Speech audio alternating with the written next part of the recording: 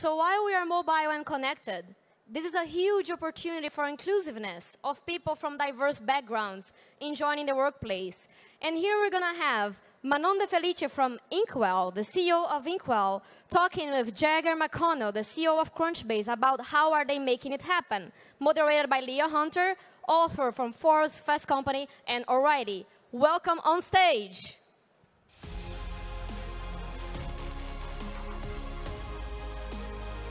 Hi.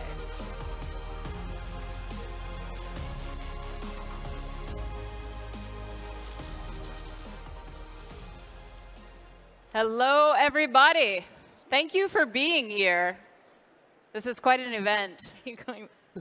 And thank both of you for being here. It's good. We're all friends and we're hanging out backstage, and that makes this whole thing really easy and comfortable. And it's the intention that you'll all walk out inspired and with some information that you did not have before. But let's start there. You know, the whole conversation is about flex work, and equality is definitely possible. What we're looking for now is balance in the way that we hire and we work together and the way that we live.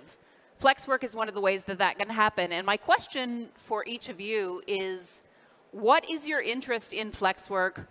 Why are you even on this stage? Why were you specifically asked to do this? I know the answer. They don't. Hi, my name is Manon DeFelice, and I am the founder and CEO of Inkwell. At Inkwell, we connect senior-level talent with flexible jobs. I really believe that flexibility is a very key tool to diversifying your workforce. And I'm Jager McConnell. I'm the CEO of Crunchbase. You know, as a startup that's trying to hire, we're always looking for ways to not only build a great company and do good in the world, but also how do we get an advantage? How do we go and give ourselves what we need to succeed? And flex work is one of those things that is an important part of how we think about hiring and how we attract talent. I really appreciate that you are thinking about that at all, because there's a difference between how a big corporation would approach the idea of diversity and how a small startup approaches it. Will you speak to that? And then maybe, Manon, you can jump in. Yeah, I mean, so prior to Crunchbase, I worked at Salesforce. I worked for Salesforce for 11 years. And I saw what became a very, very large company. And the struggle was that they didn't focus on diversity until about 2010, 2012, so around there. So for the first 10 years of its existence, it always was kind of kicking the can down the road. Well, we'll deal with that when we're bigger. And that really introduced a whole lot of problems, not only on the flexibility side, but of course on the equality side, on the salary pay gap, tons of different ways. So when I left and I joined Crunchbase when it was 20 people, I kind of came in with this mission saying, I need to not repeat that error. I don't want to have to deal with it later on.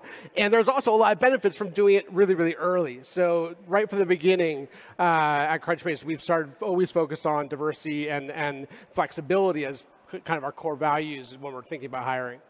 Well, and I appreciate that you're doing that early on, because once the culture of a company is baked, it's baked. Right. Yeah, the first 5 hires really matter. And if we can diversify the baby Ubers, then you won't get big Uber problems. I think we're in a Rosie the Riveter moment when you have unemployment below 4% and startups that really need access to amazing senior-level talent. Think outside the box. And, you know, for some candidates, they prioritize flexibility more than cash. And so if you need to attract an amazing CFO or controller or CMO, offer them maybe flexibility, because it might matter more than cash. And so it's a way for startups especially to punch above their weight and attract the best people out there. And you're a company specifically, like a resource that helps companies diversify. How do you do that? So we do 2 things. We do full-time flexible placements, and Jager's actually a client. We placed his head of HR, and we're now helping with his director of finance search. And what we do is make that flexibility part of the compensation package. So if you're willing to let someone work from home maybe 1 or 2 days a week, delete that commute from that candidate's life, it's a recruiting tool. On the other side, it's more for earlier stage startups in that if you need all of these senior roles, but you maybe don't need them full time, we can give them to you on a flexible part-time basis. So you could have a CMO or a general counsel, maybe 10 hours a week, 15 hours a week, rather than full-time. And unlike other platforms, the candidates that come through Inkwell only want that 1, 10, 15, 20-hour-a-week job. So as an employer, you feel like they're your full-time person, even though they're only part-time. I love that. And I also love what you were speaking to just before that. You were talking about, like, there are non-traditional perks that you can offer people. I was reading a Glassdoor study about the best places to work and some articles in the green room. And it's like, you know, non-traditional hours, unlimited vacation days, working at a mission-driven company. There are lots of things that can incentivize people aside from just salary. Jager, having worked with Manon, what are you discovering is of value to the people that you're hiring in terms of like non-traditional compensation or possibilities or flexible opportunities? What do people want? Yeah, it's a great question. It's something, honestly, I think we're still trying to figure out. A good example of that is actually the unlimited vacation time as an example. That was something that we had at Salesforce that I brought to Crunchbase.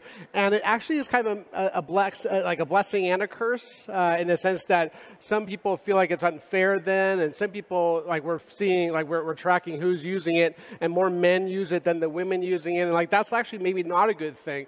So we're actually considering going back and having that be a benefit, saying like we do track the hours so that people can feel like they can take advantage of it, even if they're not bold enough or they're assertive enough to go and say, I need that time off. So that's part of it. Other things that we're thinking about, again, is there is flexibility. I know I talk to a lot of companies about implementing sort of flex time or flex pay, and they say, I'm too small for that. We're all entrepreneurs. We need to crush it 24 hours a day. And the reality is like that is the mentality when people burn out and you start failing. So we actually go and to really do flex time correctly, you need to have really good OKRs. You need to have a way of tracking, are people doing a good job at the job? Do they know what their expectations are? And are they meeting or exceeding those expectations? And if you do that, which a lot of companies also punt until it's later, if you do it early, that means you can hire someone 10 or 20 hours a week because you know what your expectations are of what they're going to do. And as long as they get it done in that time period, it kind of doesn't matter, honestly, how long it takes from a company perspective. And that makes flex working more of a reality for startups. I love that so much. And there are ways in which different countries and different organizations are approaching this differently, just muddling through and trying to figure it out. I read this, that in Denmark, people work 6.6 hours per day and have an average of 8.8 leisure hours, and both mothers and fathers receive 23 weeks of parental leave. I mean, when we're talking about flex work and diversity, a lot of that relates to work-life balance and family time. Will you speak to that for the candidates that come through, or just generally? Mm-hmm. So a lot, in America, we talk about, family leave or maternity leave, and that's sort of like a big trigger point. But it's really the life of an employee, right? And so at different stages in your life, you want different things. One of the programs that we try to encourage companies to do is instead of just having a maternity leave and then coming back to work full time, what about, making that reentry a little bit more gradual? So smooth that transition out, right? Because you see a lot of women exiting, they've been home for 3 months and then the next day they have to go full time crazy, right? So transition that a little bit, smooth it out, and really think about the life cycle of that employee.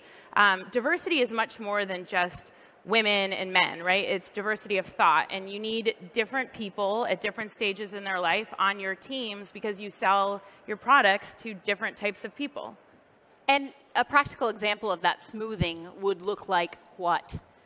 So we helped Giphy actually implement this. They had a 3-month maternity leave, and then it went to full-time afterwards. And we added 1 month in between where you could come back part-time or on a schedule that worked best. And you compensate them accordingly maybe for that part-time work, but to just smooth out that transition is helpful.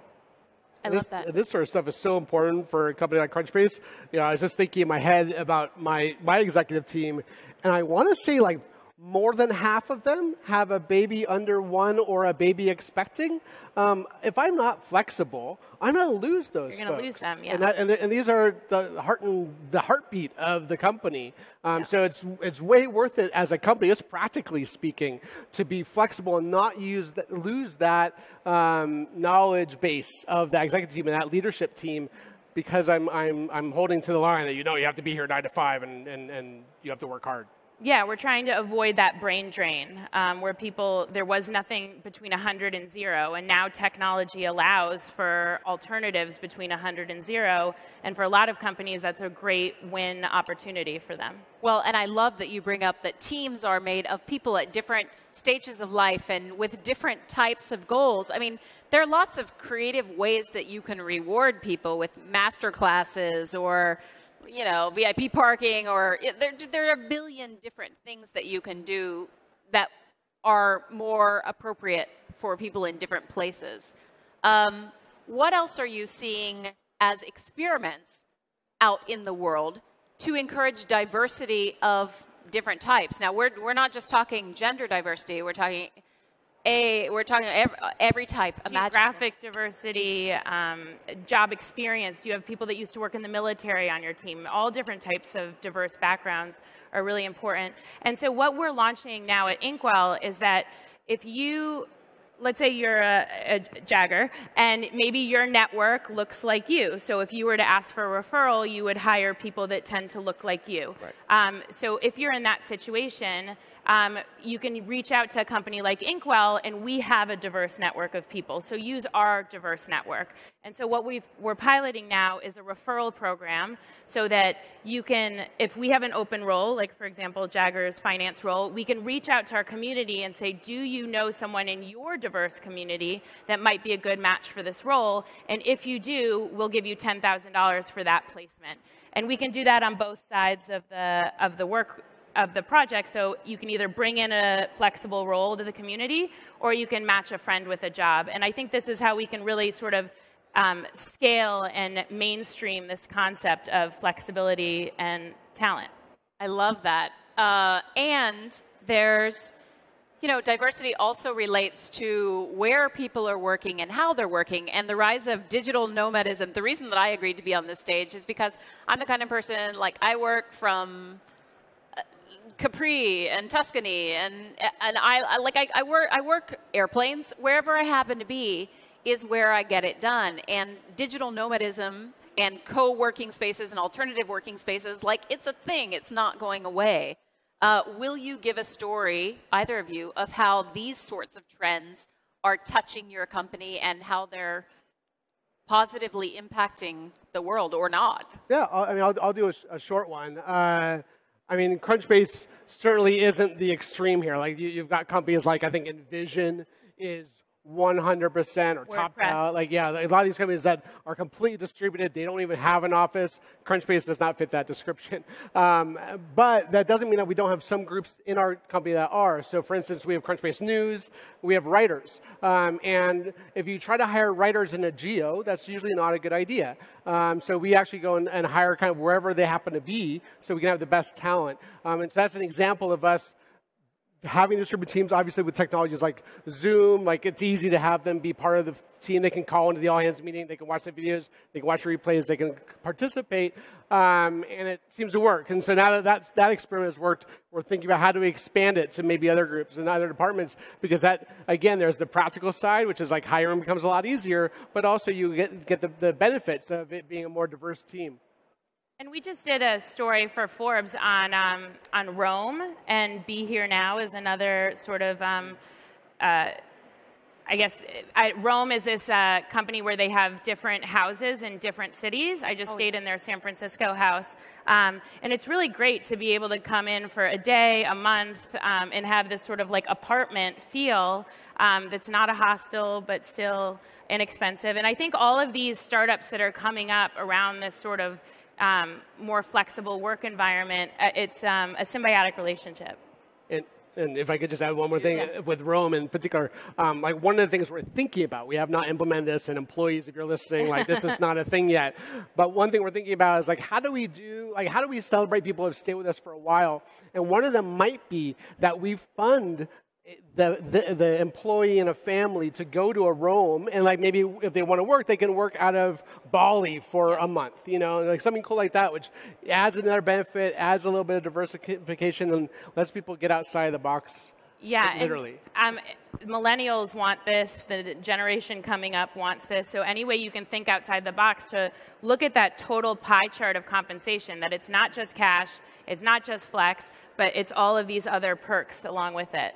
Yeah, I mean, ultimately, when I was looking, doing the research around this, I kept coming to the conclusion that fundamentally it's about freedom. That is what any being wishes for, and it doesn't have to do with your circumstances or your job or your condition, but it's an innate feeling, but you can help foster that for the people who work for you and the people who work with you. The best people are not going to sit in an office from 9 to 5. They're just not going to do it. So if you wanted someone like this on your team, there's no way that Jager would sit at a desk between 9 to 5 every day because you told him to, right? So if you want that kind of talent, you have to think outside the box. And kind of going back to something that Manon said earlier is you know, trying to find those people. Those people are often already in jobs and are happy. So that's why, like, I didn't have to, but I liked going and using Inkwell because that helped me go and spread out that network to find the people I just don't know. They're out there. I just don't know them because they're not in my network. Give out your cell phone number. Here's my cell phone number if you're one of those people. So it is on the web, which is weird, but whatever. But yeah, trying to find new ways of connecting to those networks is important. That's why I did put my cell phone on the internet, but also why I use a company like Inkwell. To help find that sort of diverse talent. And it's so great to have successful founders that are advocates for this population of people. Well, yeah, and there are lots of ways you can reach into networks that, you know, certainly in different geographies, but you can, senior citizens as an untapped resource pool. Absolutely. If you were in shipping for 50 years, consult for a shipping startup. I mean, it's so valuable. It makes a lot of sense. So in closing, you have the opportunity to offer, I imagine, how many founders do we have here in the audience right now? Some. We have some. You have an she's like, I'm a founder. Go girl. You have an opportunity to offer the founders or the other people here tips about how to think about creating more diverse and flexible workspaces. What do you say? Where do you have them look? What resources do you offer? What do you say? We have candidates that'll reach out to us and say, I'm working 100 hours a week. I can't do it anymore. I'm quitting. What do you have for me? And my first response is go talk to your boss. Go talk to your manager. What do you need? And sometimes all they need is Tuesday mornings to go to music class with their child. And so really, if you sense someone is either leaving on their exit interview or you think they might be leaving, it's much more expensive to go get someone else. Try to keep them. Try to like figure out what it is that they need. And if you do that, the loyalty that you'll get from that person is it's just a super great relationship. Time is to say, start early. Like, don't give yourself the out saying, oh, I'll do this later. You're just screwing your company later on. So start early, make it a priority, and your company is going to benefit in tenfold from doing that early on. I love you. Marvelous. Thank you. Awesome. Thank you. Bye. Rock on.